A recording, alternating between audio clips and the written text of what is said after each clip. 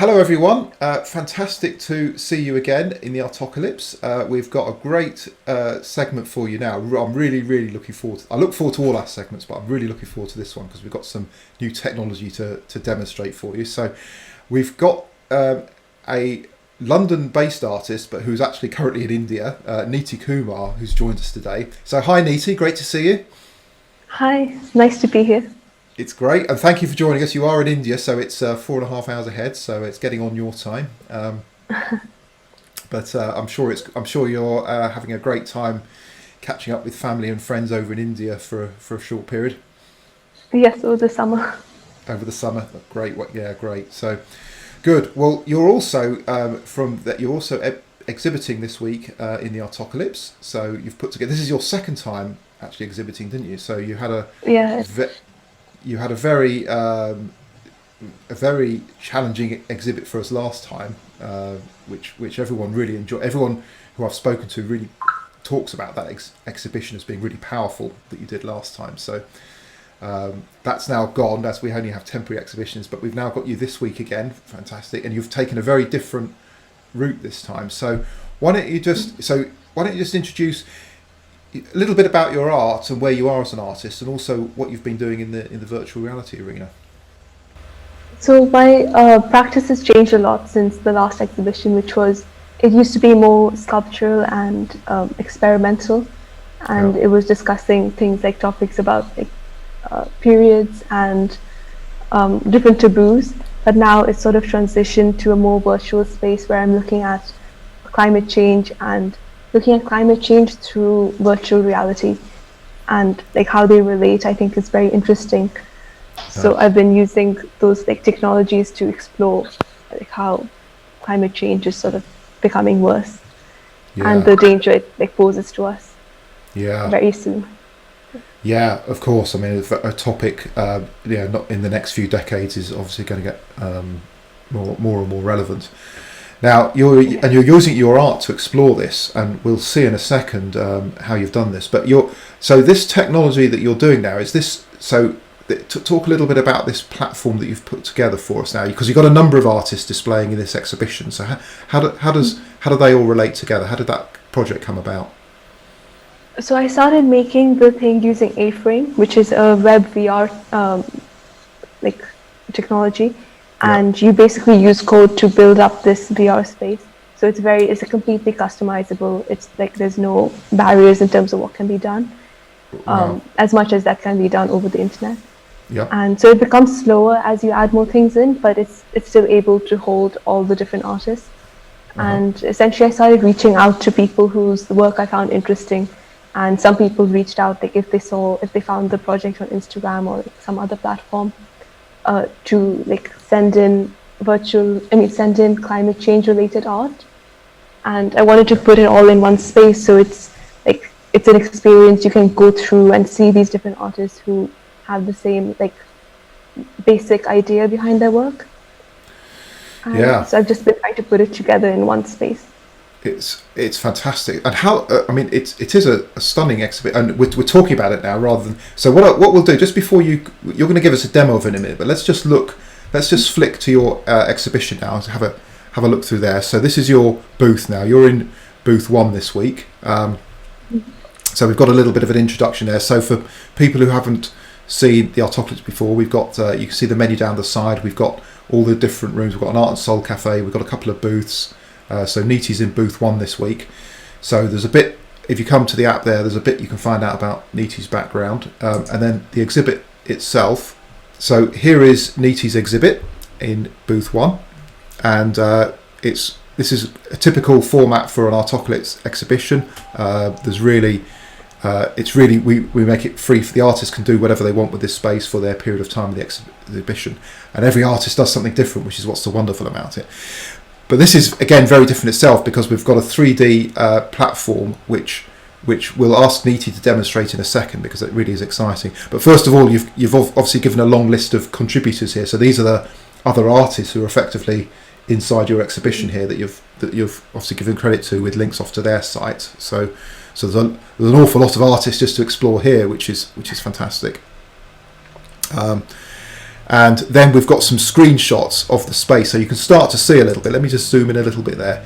You can start to see what a great world this is, and when we actually go through it in a second, you'll get more of a sense of this layout here. But I have to say, when I first saw this, I've seen a number of 3D sort of galleries or virtual worlds, if you like, and I've always found them a bit unsatisfying because they're laid out like what you might call a real gallery, and they always find a bit, and all the pictures are laid out, and you have to click left and right, and they zoom a bit more, and it's very hard to navigate. Whereas this, you've just taken the concept of the gallery to a complete virtual world that you can fly in and out of, and it just makes the whole experience so much better. So even before we start looking at exhibits, what you've explored here is, I think, a great step forward for virtual exhibitions. I wanted to make sure the flying worked, because that was hard to put in. I didn't know how to get it to fly, but I think having the flying made it more of a virtual experience rather than something you could actually see in a physical gallery. It sets it apart from that. It's just a fantastic. I mean, that was the first, and that's the first thing you noticed. The flying definitely worked. Have you actually used this? It's obviously set up for a VR world. Have you used this with a VR headset? I tried to, but I think the headset I managed to get hold of and use it wasn't compatible. And so I think because it's web VR, it's not as easy to put onto a headset. So I might have to make two platforms, one that's one's optimized for the right. Okay, great. So that's I mean, of course, that would be the complete immersive experience. Would be something else as well, which would be a great extension to. But I have to say, first off the bat, just the way that this world, it just looks beautiful when you start in and as you fly into the exhibits.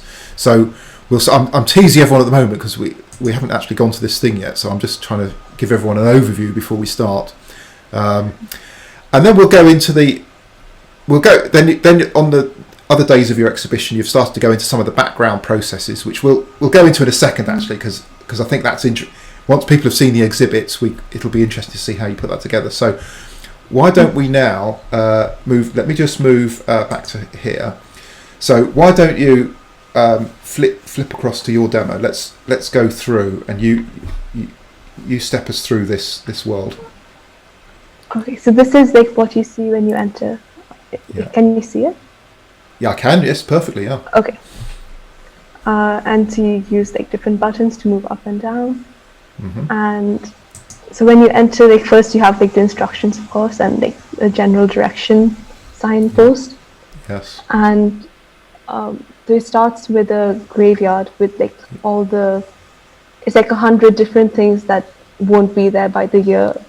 So let's zoom in. Let's have a look. So, for example, Manila, Philippines, 2050. So these are the memorials of when these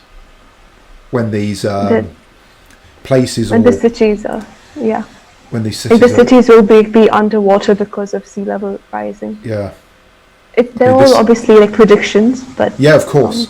Where did you get these predictions from, actually? There's a bunch of different sites. So there's a few, a website that just has all the, a list of different cities that will be underwater. Some are lists of different species that won't exist. Yeah. So, it's not 100% scientific and backed up, but these are all predictions. I think it gives the idea of what can happen. I mean, already you can sell. Just you're walking towards. We haven't even got to this is the first part of the exhibit, and you have to navigate your way through all these, quite challenging things to get your head around, all around the world, places that aren't going to be, and 2050 isn't that long away. So this is already, I think, a very powerful,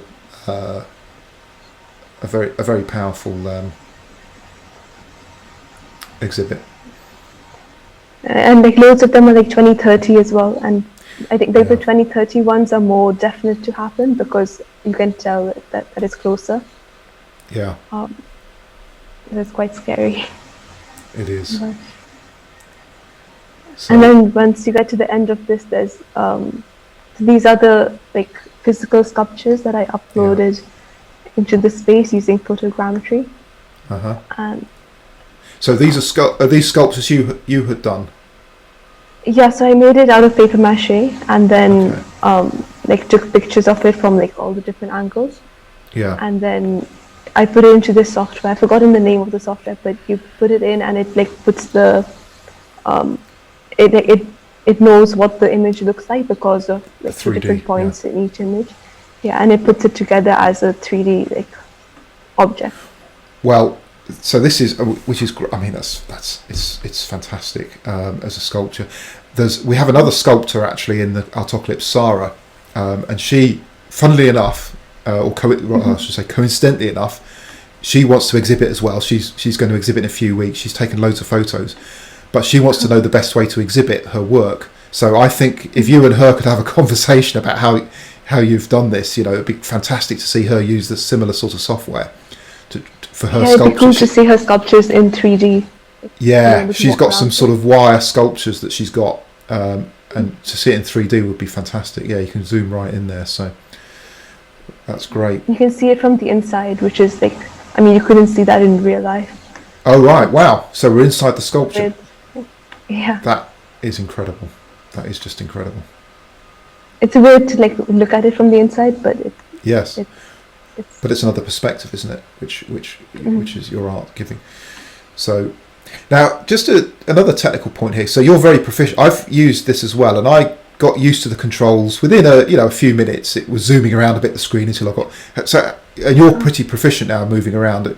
How long would it take someone to sort of get the feel for this software?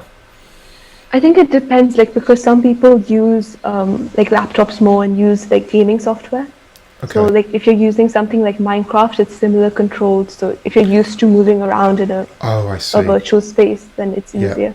Then it should be net compatible. I see. Yeah, so that's good. Yeah. I mean, certainly I hadn't used this before, and it took me about 5 minutes or so just to scroll around it, and then I got the hang of it. So Yeah, I think Great. it's just something that builds up a bit. yeah, the more you use. So now we're coming into the second part, which is again just a feast of colour and space, really. So And- like this first bit is like these 3 images I've made, and I've sort Yeah. of blown out each of the elements in them, and Oh wow, so fabulous! then you can walk around the different like corals, and like these are all parts from like images of things that like are mentioned on the gravestones. Yeah, So like coral reefs and like coral that. reef. Yeah, Yeah, I've like cut them out a bit so you can look through it and it's sort of as though they're disappearing because So there's only these- part of it remaining. so those corals, did you do those as a sculpture as well as the painting? Or is that a piece of digital art? No, it's an image of the coral reef, and then I like digitally like carved out Yeah. Oh, like the Right. holes so that you can look through it. Otherwise, it Yeah, would be I a see. flat. oh, fantastic! Yeah. So this is truly stunning. I've been blown away by walking through this, and there's so much in here. I've only seen a fraction of it really. So this is now you've got. I was intrigued by that one actually with the iceberg and the train. Oh yeah, I'm not sure which city the train is from, but it's a city that's meant to go underwater soon, and Fine. icebergs as it's a melting. So I thought Yeah, it just worked together as a composition. it does. Yeah, it does. That's great. And now in this area as well, you've got pieces by other artists as well, have you? Yeah. So then I'm not sure which one to go to first. Yeah, I there's think so it's much. supposed to decide. Yeah. So this it lags a little because there's like so much in here now. But this first one is by Earthy. That's the name she chose to give. Yeah. So when you go inside the box, you can see like different Oh, images wow. she's made, and That's a- they're basically like flowers and these like model houses underwater, as Yeah. though it's like drowning. Yeah. Wow. God, that's so powerful. That's so powerful. I thought it'd be cool to be inside it rather than just look at them as images, because then Yeah. you sort of feel like you're in the water as well. I mean, talk about interacting with art and getting, you're bringing together the message of climate change and the art and some technology in just really quite a unique way. Really, this is stunning.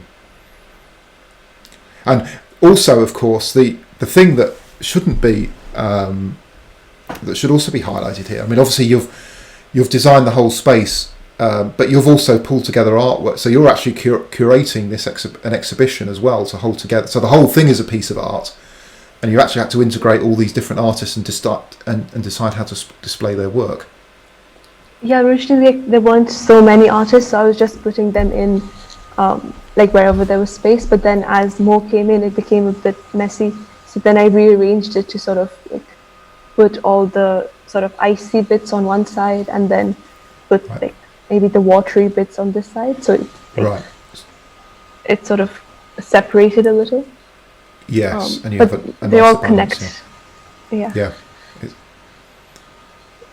And I think you can go to this. This is a 3D sculpture by Sean Bruce, and it's actually a moving sculpture, but the animation wasn't working. So if it moves, you can see the video of it moving in this, which it should load. Yeah. I've just glanced across. Actually, people are on mute at the moment, but I'll just say we're joined in our live. So that we're broadcasting this live as well on our Artocalypse platform, and we've got Heather, Kimberly, and Critty online as well now. So we've got a little bit of an audience here watching this amazing display that you're putting on here. Okay. So this is the sculpture as it moves around. As you can see, there's a shark, a seal, and a turtle that they caught in this net. And right, wow. It's meant to move like that. So that's how it moves, right? And so how did? Sorry, I missed the bit there. How did you get to the video from that exhibit? Then that's a click through? Oh, you just click the sculpture. Okay, fine, fine. Yeah. So this ring in the middle of the screen, which if you point it at something and click it, it goes through the link. Yeah, that was the bit that took me the longest to figure out. That bit, but yeah, so. Good. I wasn't sure how to explain that in instructions. Yeah, it's a bit because I was clicking on the circle rather than clicking on the thing, so I managed to figure it out. But good. And just a note: if anyone has got any questions on who's watching this fantastic show, just come off mute and jump in with any questions when you got them. So because you'll be patched through to Neeti, then and you can just ask the question directly. Hey, Neeti. Hi. How are you? It's Kimberly. Oh, good. How are you? Good, thank you. So what I found super interesting, I mean, first of all, Chris is 100% correct. When you come in to this VR space, the way you chose to do that cemetery is so incredibly powerful. It completely sets you up and breaks down any kind of walls you had up. It gets right to your heart, which is what great art should do. It's that part it's beautiful what you did. And then I'm listening to it. Yeah, you're welcome. It's incredible. And what I found really interesting that you just said was that, and I didn't even think of, is just the idea that when all these artists started giving you contributions to be put in here, that you had to come in and sort of rearrange and think of a way to do that. That alone is every time you went to do it is you had to reimagine the whole space. And I feel like that's almost a reflection of what you, one of the messages maybe of what this whole thing is, right, is that in the real world here, we're all we have to try to reimagine every time we figure out the icebergs are melting, or the whales and the this and the that, and all these things are very streamlined and mainlined right now in the public eye that people talk about. And the more you hear about it, the more you kind of have to adjust and be willing to adjust in your own personal life, or at the very least be open to listening to what people have to say. And I feel like your exhibition really helps to do that, just to open the conversation. Yeah, I think like being like flexible like that, like being able to change like how society is set up and stuff, that's important. And I think like maybe this is like a way to do it, just to be able, like change, like to be open to change how like things are set out. Yeah. Yeah, Yeah. Yep, I agree. yeah. Incredible. Okay. Um. Okay, and so this piece is by. Oh, could you just go back on mute, Kimberly, actually, for a second? Or... Yeah. Okay, so this is by Sarah Dittrich. I think that's how you say her name. And there's a bit of writing about it here, but it's Yeah. basically like this sandy beach where like the tide's gone out, so you can see how the tide goes out over time. And I think it's a really cool one to like go up and down over, like it as it moves. With the texture and things yeah, become bigger. yeah, Yeah. yeah. Yeah, it's got a dynamic. When you view it like that, which again, you couldn't really get that if it was if you were viewing that in a real gallery, if you like, you can't even get that. You know, that the way you can zoom in there and get so close up and create a new dynamic view of the art, really, what you just did there, and scrolling up, it just makes it sing again in a different way. It's fantastic. I think it can be more personal because it's like, firstly you're seeing it on a laptop screen in your room in your home, and then it's also like as close as you want to be or as far away from it as you want to be. Yes, yeah. No, it is. It's fantastic. And this is a poem that Ian wrote. Oh, great! Yes, so one of our other Artocalypse artists, Ian, is another prolific artist that we have. So these are extracts from the poem, Yeah. and so I put it like along to one side, and then this is an image he made about. And that's from Ian. Yeah. Yeah. He's got fantastic.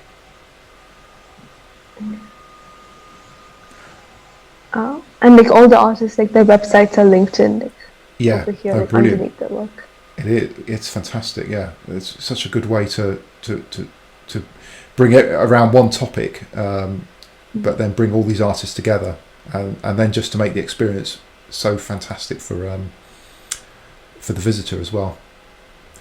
So these in the background here, so these are obviously very dramatic because you can see these right from where some of the art, of course, you can't see till you get quite close up.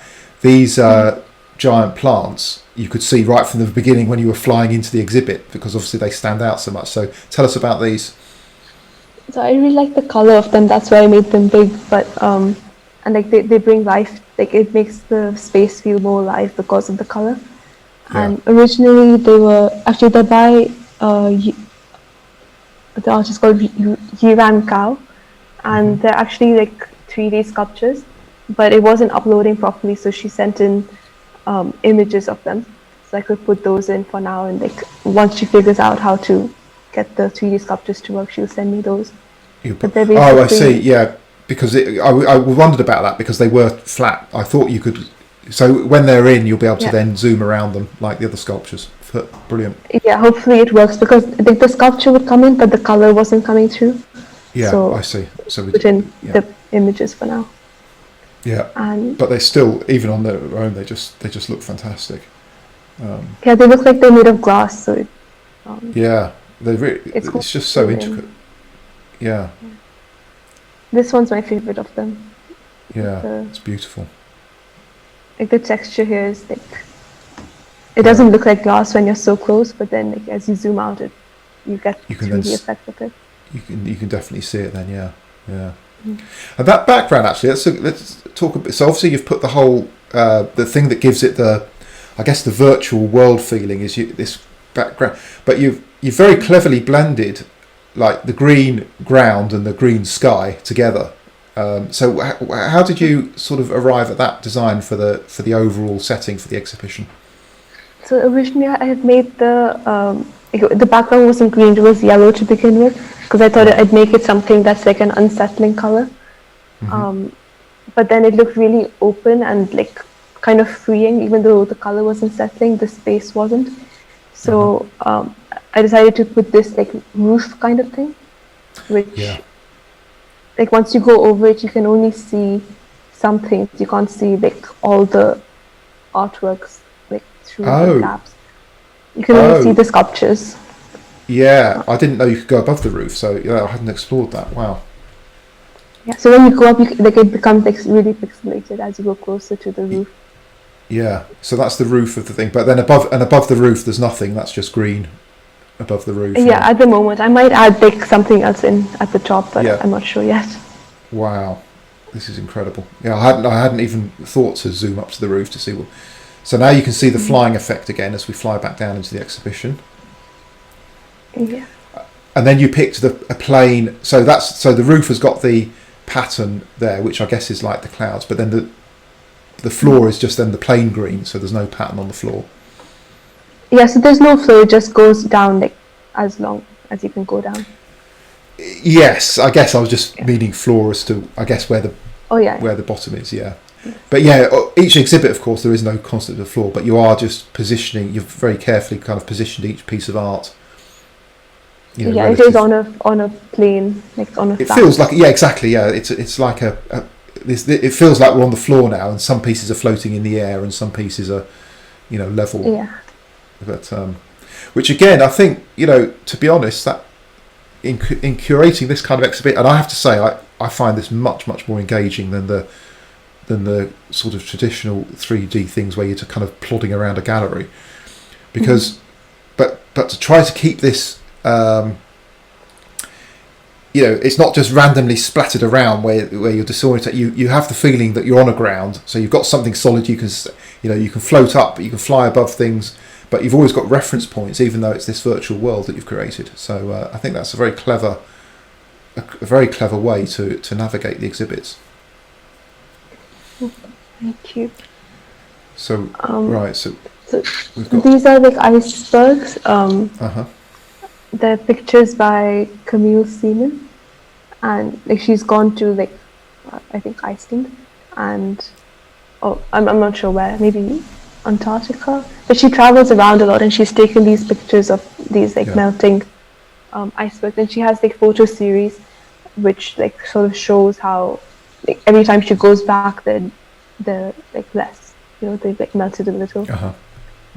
And so I thought it was quite powerful to have like these like floating little small bits of ice that are like they're not that big. Yeah.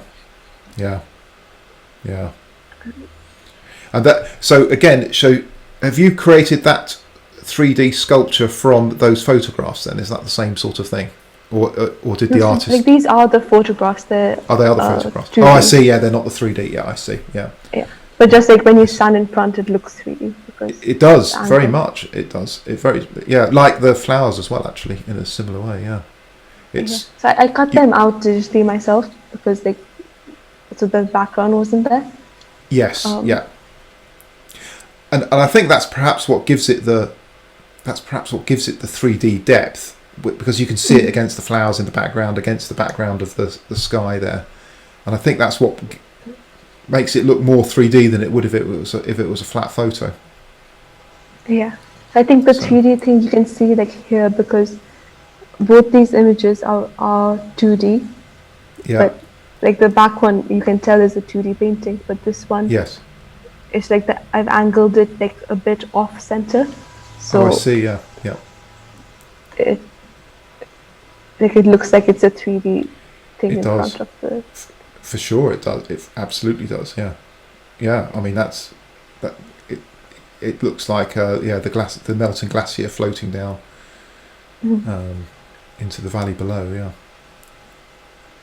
And this is by Kate Skelton, and she does loads of illustrations. And I'd seen her work on Instagram, and I like this one because it's like there's also words in it, which is different from a lot of the other artists' work here.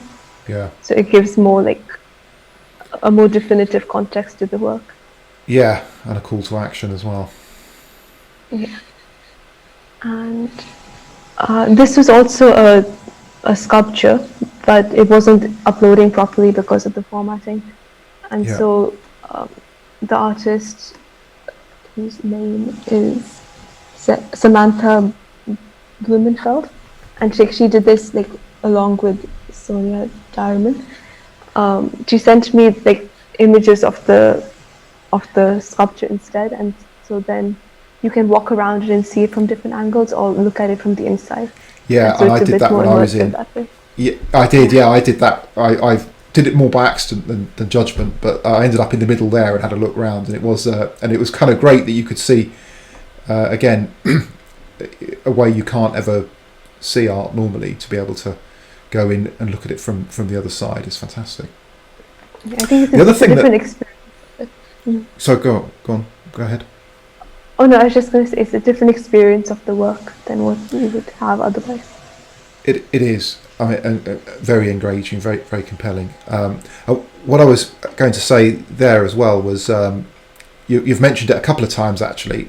You've actually made where there's uploading problems or formatting problems or it doesn't quite fit or whatever, and you've actually made those technical constraints into a piece of art in itself. So you've actually taken the constraints that you ended up with and you've represented them in a different way anyway. So it's almost the where those problems have occurred, it's created new art or a new way of looking at the art, which is a really another interesting concept to explore here. Yeah, I hadn't thought of that, but it is, yeah. So the medium, the exhibition medium has changed the art itself, which doesn't normally happen, Yeah. And this is one of my favorite ones actually. It's also by Sean Bruce, and it's also an animation. And like the sculpture itself is really beautiful, like the way he's made these polar bears. Yeah. You can like walk around and see them, and Yeah. the video is it's really sad the way it's made. It's like as the ice melts, the polar bears like have to get closer to each other. Oh no, that is very Like the expressions on their faces, like they're not. Yeah. Oh dear, that is very sad. But there's not much they can do about it. Yeah.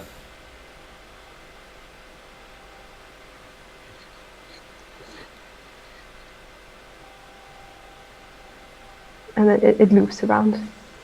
Okay. Wow. So I in fact, that image, as you say, that is a beautiful sculpture, and I can see that actual final image of obviously where the pup is underneath the parent. I can see that in itself just being a piece of art for something for sale in its own right. The sculpture in that position, I think that would be that's quite a symbolic. With the piece of melted ice on top, that in itself could be. That's a very powerful sculpture that I can see people wanting to, being moved by. Yeah. I think it's cool that you can like see it from like the bottom and stuff as well. It is. No, I mean, Like, when you started this project, I mean, obviously you've learned a ton of stuff about, how to code it all up and how to curate it. Even just collecting work from artists and displaying it is a big project task. But had you imagined when it started that this is the boundary you could push, or was this in your head when you first started it, or were you just really exploring? And each time you learn more about the technology, you could find new ways to help it enhance the art. it really like developed as I went along. I didn't plan it at all. At the beginning, I was just going to make the graveyard, and it was just meant to be a cemetery, and that's it. But then I felt like adding more stuff, and then I was just going to add in stuff like my own work and keep adding it over time. But that would have been a really slow process. So I thought I'd ask other artists to for their work as well. Because I was inspired by their work, and rather than copying it or making a version of it myself, I thought it'd be better to just include their own versions with the information they have and the research they've done behind it. Yeah.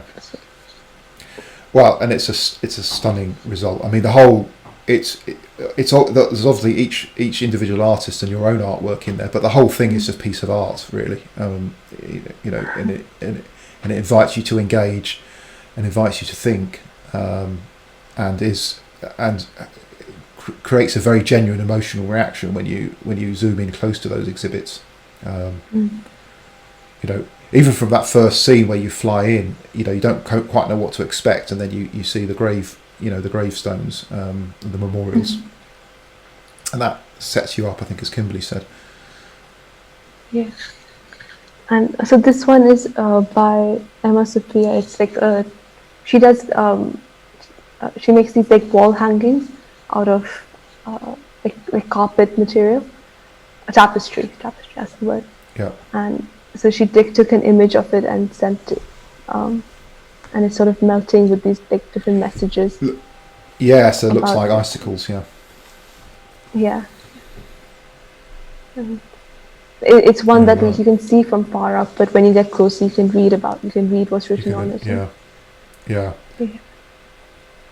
Yeah, so from a distance, it kind of looks like, I don't know, some washing on the line or something, and then you can zoom in, and suddenly you can then start to see the melting ice and the messages. Yeah. Yeah. And this is also one of my favorite ones. It's a frozen waterfall. So it's a waterfall that didn't used to freeze. I think, like the writing about it's underneath. Okay. By Andreas Bethke. And I think like it's another one where it's cool how you can zoom into it and like, see it from afar, and then when you zoom in, it becomes this like it fills up the screen, and like it feels like you're in it. Yeah, it does. Yeah, and it makes, and you're getting very. I mean, the resolution is so these must be so these are very large files then, aren't they? When they're uploaded to you, they must be the highest resolution possible when they take the photographs of the art. I think the original pictures are high resolution, but I've had to reduce the resolution like through like online just because it was taking up too much space. But even with the lowered resolution, it's still like clear enough. I think it's still clear. It is. Yeah. No, it's fantastic. Yeah. Incredible. And then this is by Deborah Kruger. I'll just check that it is. Yeah, and so there are a series of different things she'd made that are sort of like based, like they're quite abstract, but they're based on like some of the ideas in climate change. Like, I think about the weather. So this one, I think this one looks 3D because of the shadow, but it's also a 2D image, and it's like these. Oh, really? Yeah.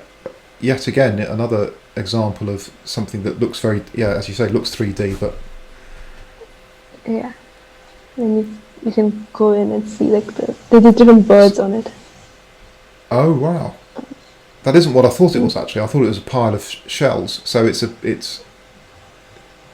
plates, I think. It's plates. It is plate. Yeah, it is. I hadn't zoomed into that one. Yeah. So all the broken names of the birds. Yeah. So all the birds that probably no longer exist or have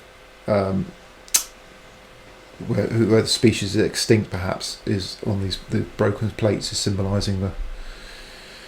Yeah. So it was like she made it as a sculpture, and then this is a picture of the sculpture, like cut out. And these other images she had sent, like also from the same series, I think. I made them like sort of falling down because I thought it was a cool way to like display it that wouldn't happen in real life.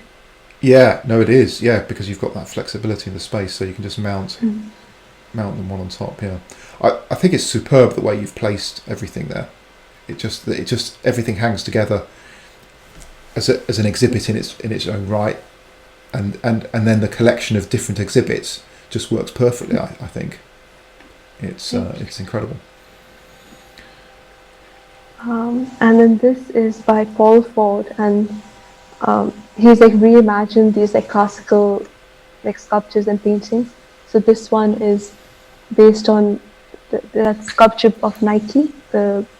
He's a Greek god, I think, and he's put in animals in his place, like endangered animals. Right. Okay. And so if you know the original paintings, like they're Yeah. based on them. Yeah, I can sort of recognise them, but my art history is not going to allow me to tell me what the name was. But yeah, so he's replaced animals for figures in the classic pieces. Yeah, and he's made them like, I think they're miniature paintings, so like it's really detailed. Right. Oh, okay, nice. So another bit of tiny art. So Yeah. good. So even so, this is interesting. So now these 8 paintings here, they look like, they look like paintings, don't they? Whereas the other exhibits have got a 3D feel. These are just more classically displayed paintings. But again, just with the backdrop of how you can zoom in and out of them and navigate around, it just makes it much more appealing, I think, than just looking at those flat on a website. You're seeing them in the context of the other exhibits in the background, which you can see through them. So that's sort of giving you context as well. So I think that's that it's just such an enhanced way, even when you're just displaying flat, the 2D portraits. It still enhances putting them in this format. Yeah, it's a different way to navigate the space and navigate like the different images you want to look at. Yeah, it's more exciting to look at it this way. It is. Is this just is this project now? Is this part of your studies that you're doing? Part of your projects there, or is this a personal project that turned into something bigger? I like originally when I was making the graveyard, I was just doing it as a personal project. But then, like as I was spending more time on it, to be able to spend more time on it, I made it part of my coursework. Yeah. So that way I also got to do more research about it, because like I had to do the research for like as part of the course. Yeah. So like they helped guide me as to like what to look into and how to present it. Yeah, of course. Yeah, and that and having that that structured way of doing it really shows as well. Really, there's a lot of thought gone into this. I can't imagine any of your classmates have produced something that looks as stunning as this. I mean, I'm sure that all the modern artists have got very, very different takes on things and produce stunning pieces, but it would be difficult, I think, to top this experience. This is fantastic. I have a question, Neeti. Yeah. As for someone who might, like an artist who would be interested themselves to try to explore this medium, what after having done such extensive work figuring out how to do this and all that went into it, what kind of, is there anything you learned or any tips or advice that you would say, hey, maybe avoid this, or maybe you could, I thought of doing this, but maybe you could expand on it more, or something? Like, what advice maybe after learning so much would you give someone, an artist in particular who is thinking of doing something like this?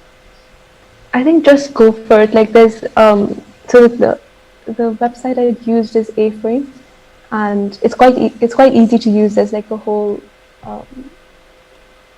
if it loads up, there's a whole like documentation behind it, and there's a community on Discord actually that like you can ask them questions and they've helped me a lot actually with part of the coding when I couldn't understand, and like there's loads of like writing about what to do and like how to get around like problems. So it's not like there's always someone to help if you get stuck. And it's quite surprising how like helpful people on the internet are. Like people you don't know, and like they just give you like code and like how to help. Like they figure it out for you. Yeah, well, it's great, and Discord is great for. I've been on some coding sites on Discord, so I don't know this. So I'm definitely going to explore A-Frame myself, because I just like the technology. I don't think I can ever produce anything so creatively stunning, but the technology and the coding, I'm definitely interested in seeing how this works. it's fun to do as well. Like, it's fun when you figure it out.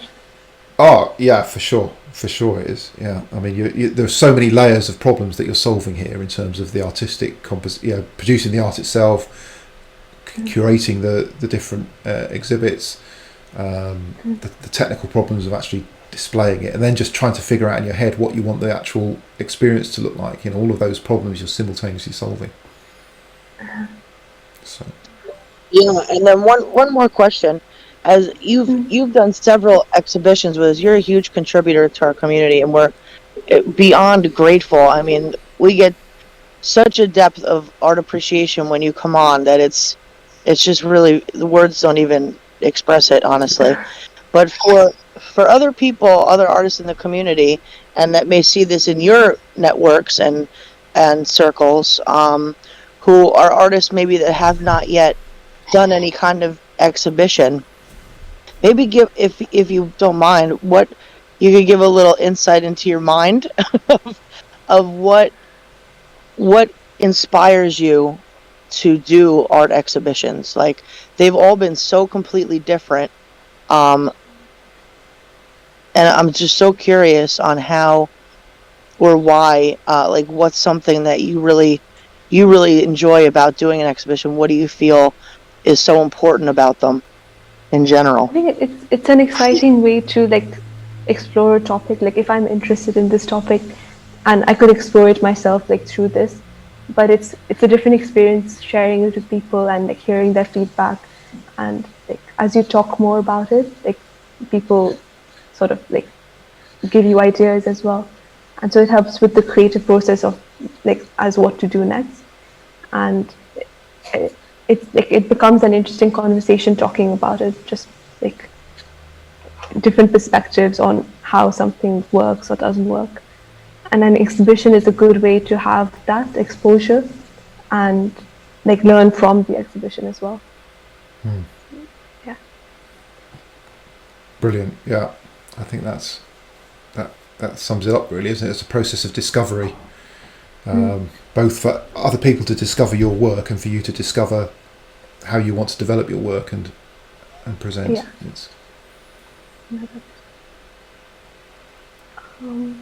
Okay, so these four are videos. I'm not sure if I should play them now because like some of them are long. Oh yeah. Well, we can let the. So, if perhaps, how would you start the video then? Again, just clicking on those to start. Yeah, so you aim the ring at the center, like you aim it at the thing and like click on it. And then it brings up the video. Perfect. Yeah. So I think we'll.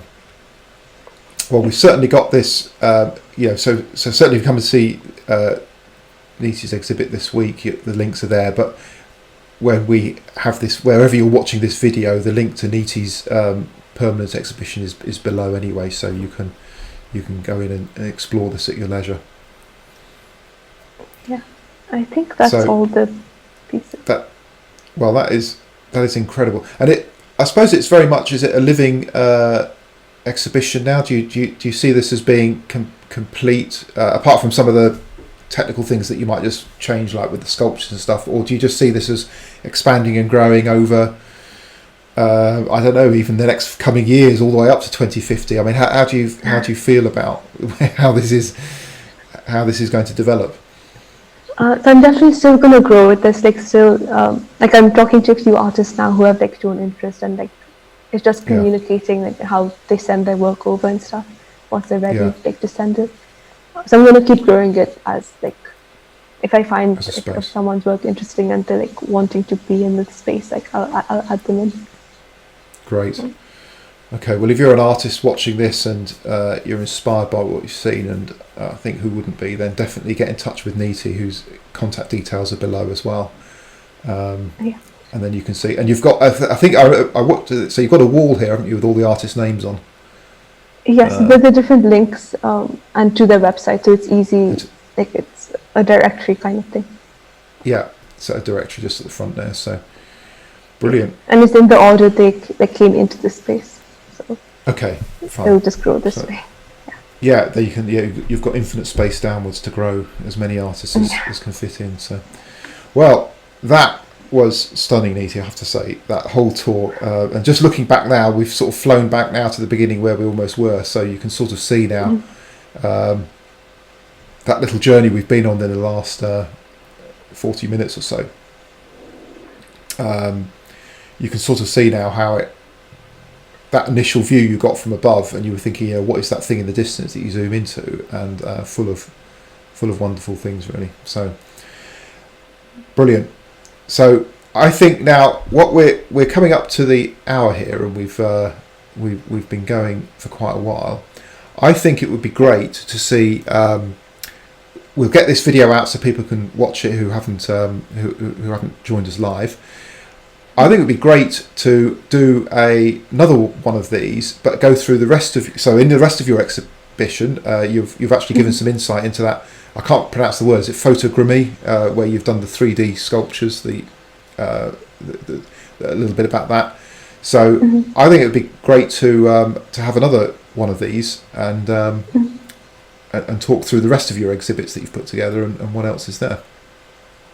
Okay, so we can do that. We can arrange that offline and do another session, because I think there's so much here. But so I should say, so if there's any final comments or questions from the audience, I'll open it up now. Just go off mute and throw in your questions.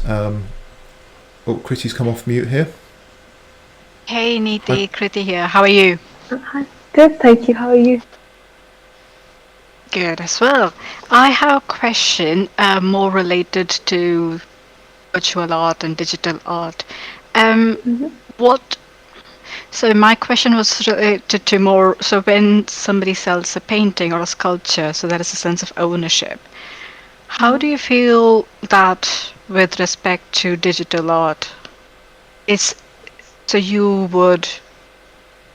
it be sold in the first place? And if so, how?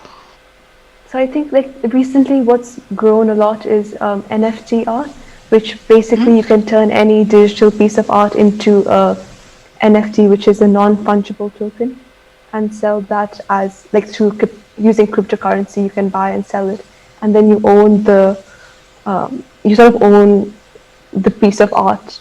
So although you can screenshot it, the original owner, the ownership of the piece transfers to whoever buys it, and only one person can own it at a time. So that's sort of the only way to really own something in the virtual world. That's sort of, it can't be disputed because of the way it's set up. But at the same time, that has huge problems because it takes up a lot of energy to run. And so it's quite bad for the environment, that process. So I'm probably not going to do that for this, since this is about climate change. Definitely.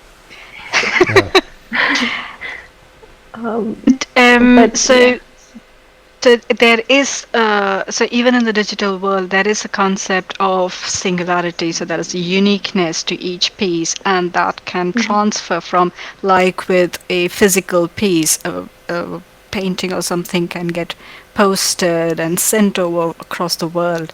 It won't really happen in a digital piece of art, but that sense of ownership will still be there. It'll move from the artist to the person who buys it. Yeah, so the sense of ownership is there a lot, even in video games and things, loads of people buy objects in the space using real money, because even though it's a game, they still feel that they're owning something, and it gives them a sense of status to own it. Yes, I think that translates across physical and virtual worlds. Does, yes. That's a good point. Yes, thank you. Yeah. Great. Yeah, that's a whole interest, and of course the whole digital, because things, as you've amply displayed today, digital, we've only just scratched the surface of digital presentation. You're by any measure, you're on the cutting edge of that. I can't think anyone, and this is going to expand in many different ways, and I think how people are going to buy a souvenir or the actual original piece or something is all going to be interesting how that plays out.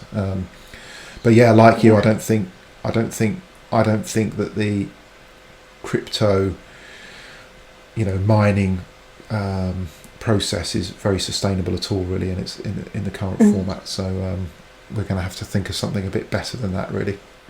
I wanted to put Neeti on the spot just with one question before it wraps up.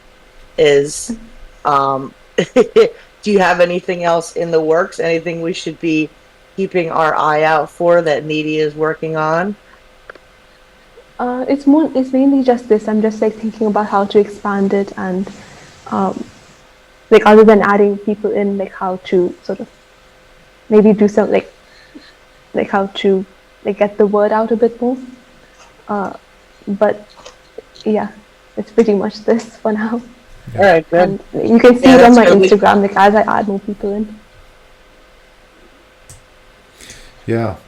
Well, hopefully we can get a little bit of the word out when we start to put the rest of the Artocalypse artists should definitely be having a look at this. As soon as I can, I'll play this on a loop on the stage so that people can start to have a look at it, and then we'll hopefully try to get this out in the wider world as we put it onto our socials and try to get more people interested in engaging with it, because it's a fabulous piece. So.